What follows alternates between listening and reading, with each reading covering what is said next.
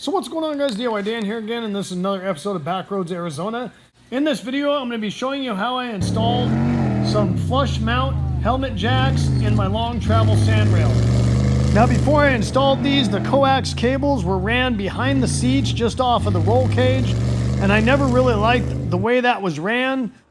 And the main reason for that is when I would go to turn my head, it seems like half the time I would do that, that cable would get caught on either my harness or something else, making it hard to turn my head. Now, obviously, not being able to turn your head when you need to would be a very bad situation, especially when you're at high speeds at the dunes. And this is the main reason that I switched and put these helmet jacks in. We have been to the dunes a couple times since putting them in and have not had that problem. So we were very happy with the end result, and I'm going to show you how I did it. So let's get to it. Now, we did get these flush mount helmet jacks off of Amazon, and we are Amazon affiliates, and I will put the link to these flush mount helmet jacks in my description if you want to get those coming. Now, one thing I will say, for what these things are, they are rather expensive. However, the end result did make us happy, so I do think it was worth the money that I spent.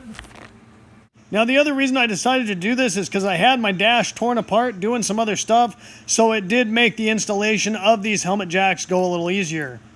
So obviously, if you're installing one of these flush mount jacks, the first thing you will need to do is unplug your intercom cable from the back of the intercom itself.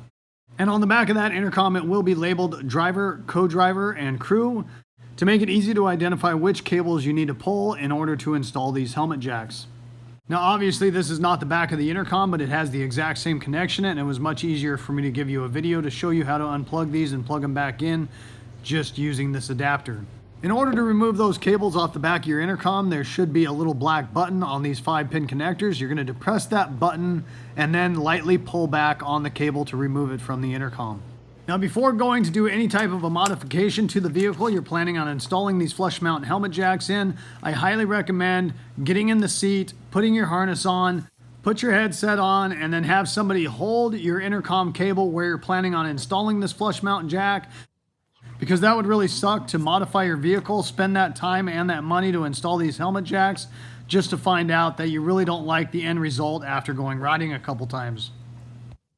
Another thing I had to consider, because I have a sequential 4 transmission, is to make sure that cable wasn't going to get in the way of me actually shifting the vehicle as well. Now, I did use a hole saw in order to drill out my aluminum dash in order to fit this helmet jack. And when using a hole saw, I tend to like to go one size smaller than what it looks like it should be, because I have had hole saws waller out a hole a little bit when actually drilling them. And I wanted to make sure this was a nice tight fit going in the hole, because the holes to anchor that helmet jack are very close to the housing of the helmet jack itself, not giving you much room for error.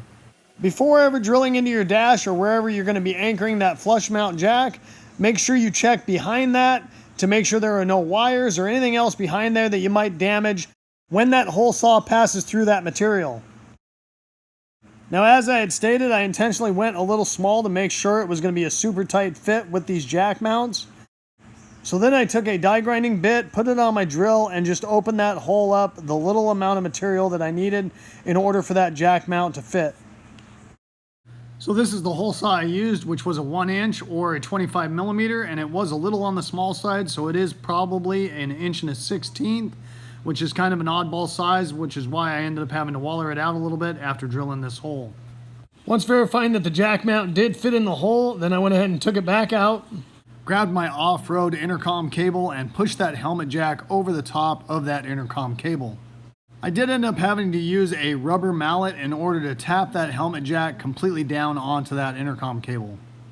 Now, the reason I had to use that rubber mallet is because the decal that was on the side of my intercom cable made it a little too thick to fit nicely into that helmet jack.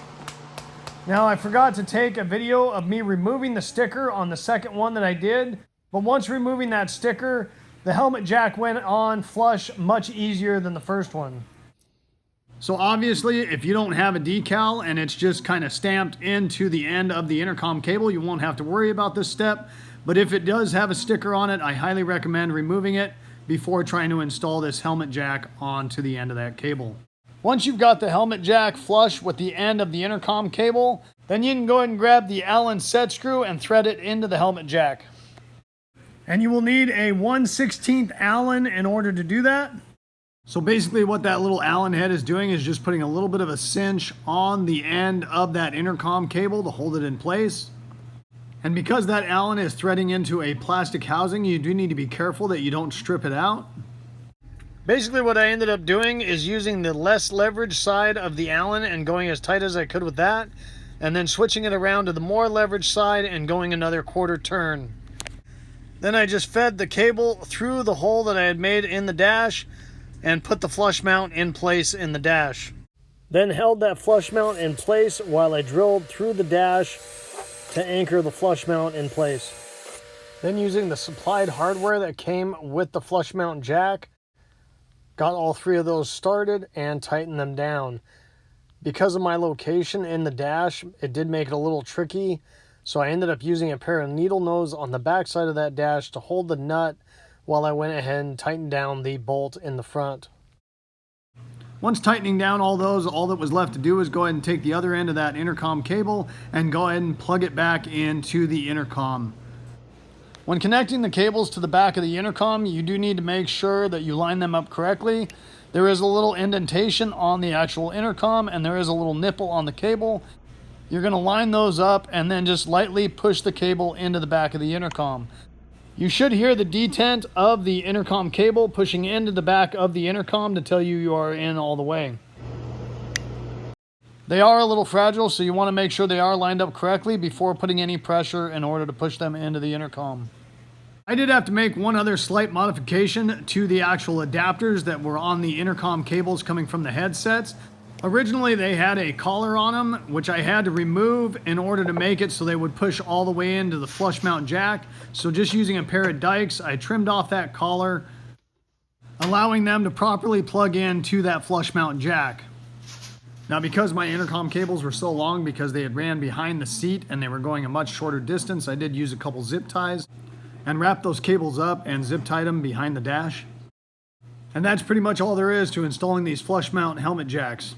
Now besides the fact that these have a much cleaner look than clamped to my roll cage behind the seat, the main goal I was trying to accomplish was making it so that intercom cable did not get caught on my harness while I was trying to turn my head while driving at the dunes, and I did accomplish that, so I am happy with the end result.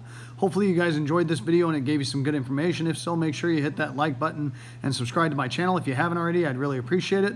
The whole concept of my channel is to give you guys the most information in the least amount of time as possible so I don't waste your time. And I hope to see you next time. Have a good one. Later.